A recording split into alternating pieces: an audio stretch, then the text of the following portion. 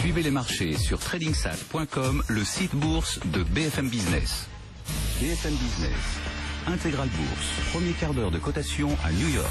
Grégory Volokin en ligne depuis Mescart Financial Service. Bonjour Grégory. Bonjour Cédric. Bon, on vous a manqué juste avant l'ouverture, on ne vous rate pas juste après l'ouverture. Que nous dit finalement ce premier quart d'heure, un petit peu hésitant également? Oui, exactement, il nous dit pas vraiment grand-chose. On a vu que la semaine pour le moment a été très positive et la semaine a été vraiment portée par le résultat des banques, non pas parce que ces résultats sont particulièrement bons, mais surtout parce qu'ils sont moins mauvais que ce qui avait été attendu. Donc on en a encore une fois la preuve aujourd'hui avec Citigroup. La question, c'est il ne faut pas décevoir les investisseurs, et les investisseurs, qu'est-ce qu'ils font?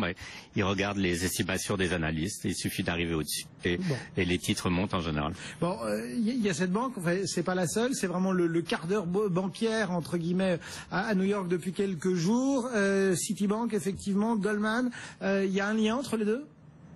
Ben, le lien, en fait, c'est que on est face de nouveau à des grosses baisses de coûts de la part des banques aux États-Unis, et c'est pour ça qu'elles ont réussi à battre les estimations. Donc, Citigroup baisse ses coûts de 3%. 3% c'est beaucoup, hein, on parle de milliards de dollars. Et par exemple, Goldman Sachs, qui n'a pas encore annoncé ses résultats, par contre, eux mettent beaucoup de pression, par exemple, sur les dépenses de leurs employés ou de leurs directeurs. Ils veulent même plus, par exemple, que des directeurs voyagent d'une agence bancaire à une autre, si ce n'est que pour voir des clients. Donc vraiment, on contrôle la dépense là jusqu'au dernier dollar. Oui, bon, ben voilà pour le cas des directeurs d'agence aux États-Unis. Un autre secteur intéressant, c'est celui de la techno et notamment Microsoft qui porte plainte contre le département de la justice, c'est ça? Absolument, c'est une histoire un peu différente du téléphone d'Apple. Qu'est-ce qui se passe? C'est que, en fait, jusqu'à il y a quelques années, quand vous aviez des emails, quand vous écriviez des courriers, tout était stocké dans un serveur qui était à votre bureau ou chez vous. Donc, au moment où le département de la justice ou le FBI demandait accès, c'était clair, on savait qui il vérifiait et c'était pas une invasion, je dirais, de la vie privée des gens. Tandis que maintenant, qu'est-ce qui se passe? Toutes les données sont ce qu'on appelle dans le cloud et le département de la justice demande un accès en général total à ces données, par exemple à une compagnie comme Microsoft, qui n'a plus aucun contrôle en fait sur les données qui devraient être ou qui devraient en tout cas rester confidentielles. Donc par exemple, le département de la justice a demandé 5500 accès à des données de clients qui utilisent des programmes de Microsoft, et Microsoft dit c'est tout simplement une invasion de la vie privée. Bon, ce sont tous les géants de la tech américaine qui vont finalement se retrouver confrontés à cette question de protection de données personnelles, de demande d'un État, parce que là c'est les États-Unis, mais ça pourrait à l'avenir être d'autres États? Absolument, et c'est un sujet qui est extrêmement important. Parce que en fait, on peut imaginer que accéder aux mails de quelqu'un, c'est un peu comme faire des écoutes téléphoniques. Donc, rien contre s'il y a vraiment une raison. Mais ce que dit Microsoft, c'est que tout d'un coup, ce nombre de demandes de la part du département de la justice a explosé, qu'en moyenne, il y avait 1000 demandes par année, et que là, on en est à 5000 par année, que donc, ça semble beaucoup, hein. Je ne pense pas qu'il y ait 5000 terroristes cachés à l'intérieur des États-Unis. Bon, voilà donc pour le cas Microsoft. On reste dans le domaine de la tech avec un autre grand nom, à savoir Twitter, qui a un nouveau patron pour la Chine. Je savais pas qu'on avait Twitter en Chine. Oui, justement, c'est une chose assez fantastique, c'est devenir le patron d'une activité qui n'existe pas. Donc, cette Madame Chen, évidemment, qui est nommée à la tête des activités chinoises, ça va être pour négocier un accès ou une ouverture de Twitter à la Chine. On lui souhaite beaucoup de chance et de succès. Ça va pas être évident. de réussir à ça. Bon, toujours au chapitre business, il y a eu une introduction en bourse significative, c'est ça?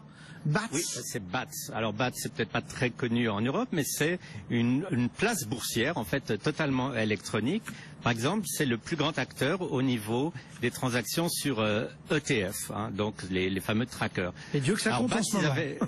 Voilà, exactement. Donc ils avaient déjà essayé de s'introduire en bourse il y a 3 ans, mais ils avaient eu un énorme problème parce que leur titre, à l'ouverture, était passé en l'espace de 40 secondes de $15 à $0.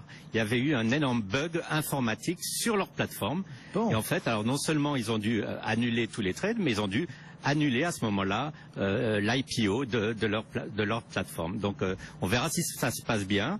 Et il faut se souvenir qu'il y a 3 ans, en fait, cette introduction, donc, qui était un fiasco total, avait même amené des actions absolument indépendantes de BATS. Par exemple, Apple a plongé de 10% pendant l'espace de quelques secondes. Bon. Tout ça à cause d'un bug. À suivre donc ces premiers pas de BATS en bourse. On termine en sortant un petit peu de ce chapitre business pour s'intéresser aussi à la conjoncture. On termine la semaine avec quelques chiffres et notamment la production industrielle, l'utilisation des capacités de production. Ce sont des baromètres intéressants à suivre.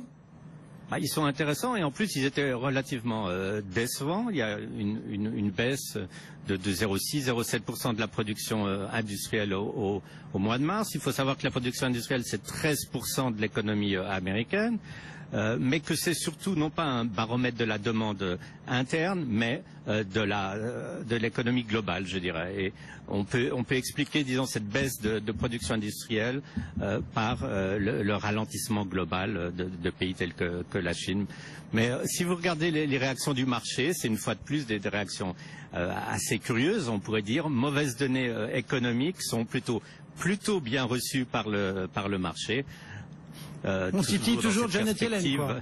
Exactement. C'est toujours le fameux put Janet Yellen. Si les choses s'aggravent, il n'y aura pas de hausse des taux, etc.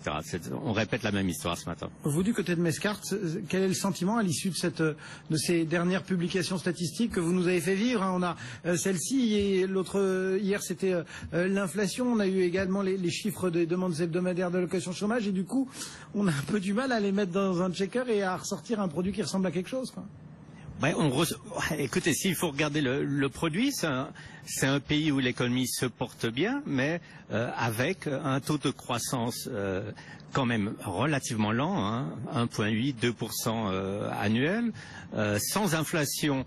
Ce qui n'est pas forcément dramatique, mais ça veut dire aussi qu'il n'y a pas d'augmentation, par exemple, du pouvoir d'achat des Américains. Donc on n'est pas dans la stagnation, mais on est dans une croissance très très faible et c'est pour ça que la Fed avance à tout petits pas et ne fait maintenant que répéter le mot prudence, prudence, prudence par rapport à une future hausse des taux.